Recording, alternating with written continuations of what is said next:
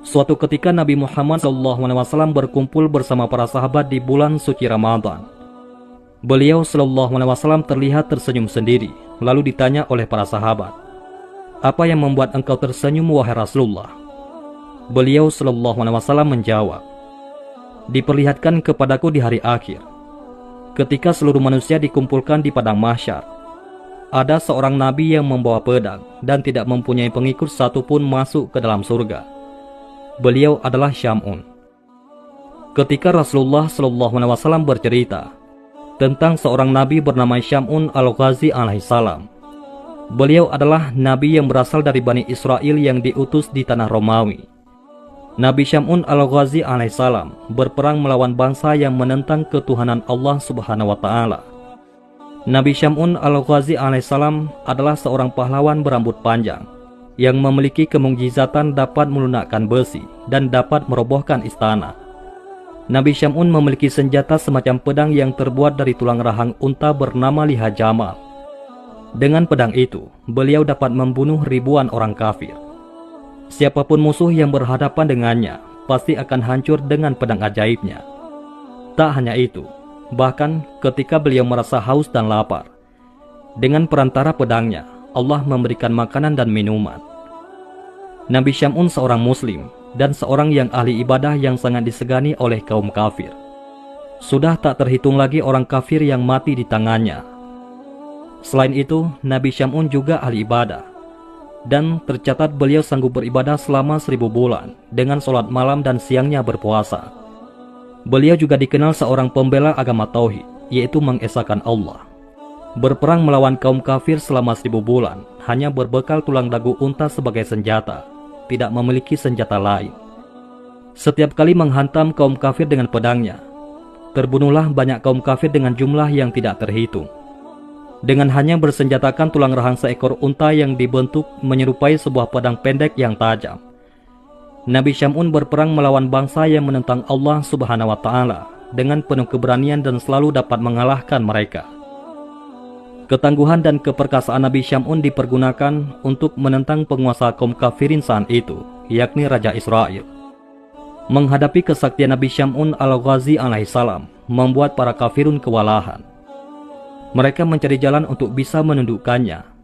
Dengan segala kehebatannya itu, beliau dibenci oleh para musuh, terutama dari golongan orang kafir. Akhirnya sang Raja Israel mencari jalan untuk menundukkan sang Nabi. Berbagai upaya pun dilakukan olehnya, sehingga akhirnya atas nasihat para penasehatnya diumumkanlah, barang siapa yang dapat menangkap Syam'un al-Ghazi akan mendapat hadiah emas dan permata yang berlimpah. Akhirnya ide licik pun ditemukan. Mereka menawarkan hadiah berupa uang dan perhiasan yang berlimpah kepada istri Nabi, yaitu istri Nabi Syam'un al-Ghazi alaihissalam, dengan syarat ia bersedia melumpuhkan suaminya. Istri Nabi yang ternyata seorang kafir sangat tergiur oleh hadiah itu. Mereka kemudian memanfaatkan istri Nabi Syam'un untuk ikut membantu membunuh Nabiullah Syam'un alaihissalam. Setelah dirayu dengan imbalan yang menggiurkan, sang istri mengiyakan ajakan kaum kafir untuk membunuh Nabi Syam'un suaminya sendiri, karena ada iming-iming harta benda yang banyak. Si istri akhirnya mau melakukan kejahatan itu. Maka orang kafir memberikan ide agar dia mengikat tangan dan kaki Nabi Syam'un sewaktu tidur, untuk kemudian akan dibunuh dengan beramai-ramai. Para pembesar-pembesar kafir berkata, "Kami akan memberimu seutas tali kuat. Ikatlah tangan dan kakinya ketika dia tidur.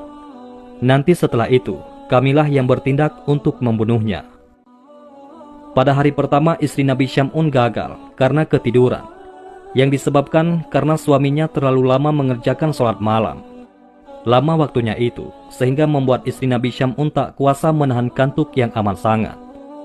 Memang Nabi Syam'un al-Ghazi tidurnya hanya sedikit saja dalam semalam, di mana malam-malamnya hanya dipergunakan untuk beribadah kepada Allah Subhanahu wa Ta'ala. Keesokan harinya, istri Nabi Syam'un melapor kepada orang-orang kafir bahwa dia belum berhasil mengikat tangan dan kaki suaminya. Mereka tidak mempermasalahkan hal itu. Pada hari kedua, istri Nabi Syam'un berhasil mengikat suaminya ketika tidur dengan seutas tali yang kuat. Tatkala Nabi Syam'un bangun dan ingin beribadah kepada Allah Subhanahu wa Ta'ala, beliau terkejut karena kedua kakinya terikat. "Wahai istriku, siapakah yang mengikatku dengan tali ini?" tanya Nabi Syam'un kepada istrinya. "Aku yang mengikat, hanya sekedar mengujimu sampai sejauh mana kekuatanmu," ujar istrinya. Nabi Syam'un dengan mudah dapat melepaskan tali yang mengikatnya dengan satu ucapan doa. Kemudian Nabi Syam'un bergegas menuju tempat peribadatannya. Maka gagallah rencana pembunuhan pada hari kedua itu. Namun setelah itu, musuh-musuh kafir datang lagi dengan membawa rantai. Dan istri Nabi Syam'un siap mengikat suaminya lagi pada keesokan malamnya. Pada hari ketiga, istri Nabi Syam'un itu berhasil lagi mengikat suaminya dengan rantai yang diberikan oleh orang-orang kafir. "Wahai istriku, siapakah yang mengikatku kali ini?" tanya Nabi Syam'un dengan nada agak marah ketika bangun dari tidur. "Aku yang mengikatnya, sekedar untuk mengujimu," jawab istrinya. Namun, sekali hentakan, Nabi Syam'un dapat menghancurkan rantai tersebut. Lalu Nabi Syam'un segera menarik tangannya dan memotong rantai itu. Kemudian istrinya pun segera membujuk suaminya agar mau menceritakan rahasia kekuatan tubuh yang dimiliki suaminya.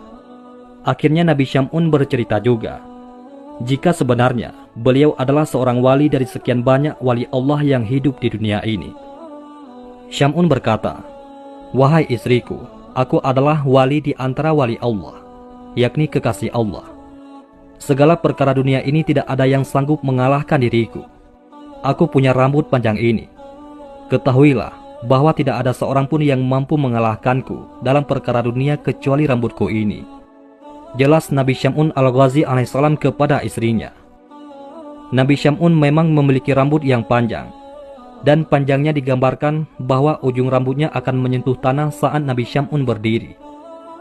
Karena sudah mengetahui kelemahan suaminya, akhirnya pada saat Nabi Syam'un tidur, mulailah istrinya mengikat tangan Nabi Syam'un dengan 4 helai rambutnya, dan mengikat pula kakinya dengan 4 helai rambut milik Nabi Syam'un, sementara beliau tetap dalam tidurnya. Setelah bangun, Nabi Syam'un bertanya, "Wahai istriku, siapakah yang mengikatku ini?" "Aku, untuk mengujimu," jawab istrinya yang mulai ketakutan. Setelah itu Nabi Syam'un berusaha dengan sekuat tenaga untuk melepaskan ikatan itu. Namun beliau tidak berdaya untuk memotongnya. Si istri langsung saja memberitahukan kepada kaum kafir tentang hal ini. Nabi Syam'un alaihissalam lalu dibawa ke istana ke hadapan raja para kafirun, lalu diikat pada tiang istana dan dipertontonkan kepada khalayak istana. Mulailah mereka memotong kedua telinga, bibir, kedua tangan dan kakinya. Tidak hanya itu, Nabi juga disiksa dengan dibutakan kedua matanya.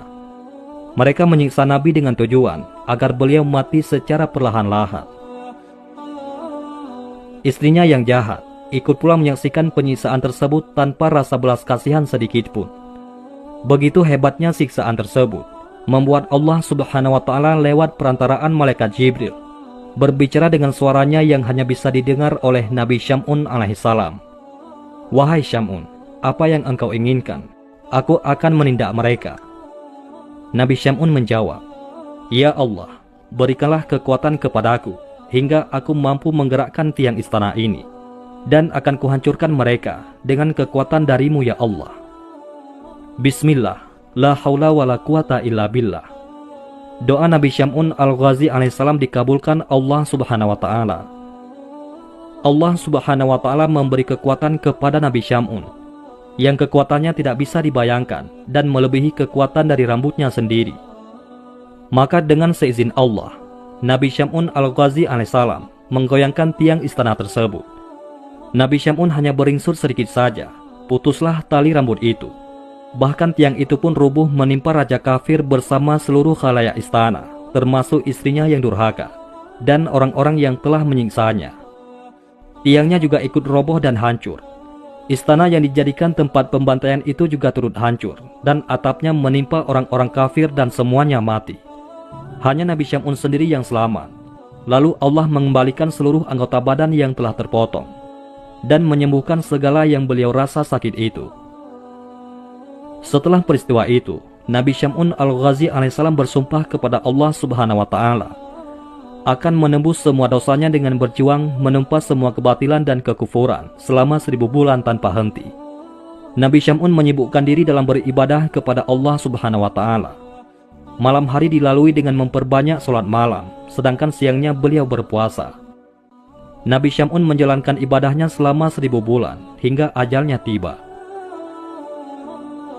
Setelah mendengar kisah Nabi Syam'un al-Ghazi alaihissalam, para sahabat Rasulullah SAW menangis terharu. Lalu para sahabat bertanya kepada Rasulullah SAW, "Ya Rasulullah, tahukah baginda akan pahalanya?" Rasulullah SAW menjawab, "Aku tidak mengetahuinya." Setelah Rasulullah SAW selesai berkisah, Allah Subhanahu wa Ta'ala menyuruh malaikat Jibril datang kepada Nabi SAW dan menurunkan surat Al-Qadar.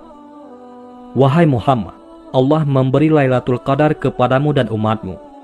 Ibadah pada malam itu lebih utama daripada ibadah 1000 bulan," ujar malaikat Jibril alaihissalam. Allah Subhanahu wa Ta'ala berfirman dalam surat Al-Qadar ayat 1-5, "Sesungguhnya kami telah menurunkannya Al-Quran pada malam kemuliaan. Dan tahukah kamu apakah malam kemuliaan itu? Malam kemuliaan itu lebih baik dari 1000 bulan. Pada malam itu turun malaikat-malaikat dan malaikat Jibril dengan izin Tuhannya untuk mengatur segala urusan. Malam itu penuh kesejahteraan sampai terbit fajar." Quran Surat Al-Qadar ayat 1-5. Mendengar berita itu, Rasulullah SAW menyuruh sahabat-sahabatnya untuk berburu malam Lailatul Qadar agar mendapat pahala seperti yang Allah berikan kepada Nabi Syam'un al-Ghazi alaihissalam.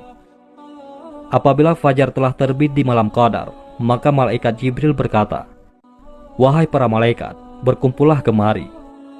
Para malaikat berkata, "Ya Jibril, apa yang Allah perbuat untuk kaum muslimin di malam ini dari umat Nabi Muhammad SAW?"